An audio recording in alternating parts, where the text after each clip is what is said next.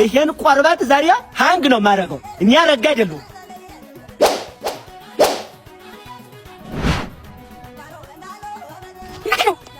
ያለ ነው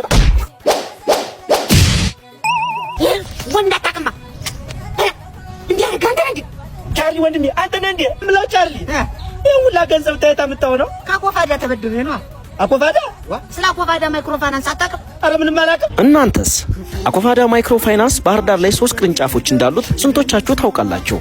ተቋሙ በዝቅተኛ የኑሮ ደረጃ ላይ የሚገኙና መካከለኛ ገቢ ያላቸው የህብረተሰብ ክፍሎች በተመጣጣኝ ብድር በቁጠባና በአነስተኛ ኢንሹራንስ አገልግሎት ለማቅረብ እየተቋቋመ ተቋም ነው።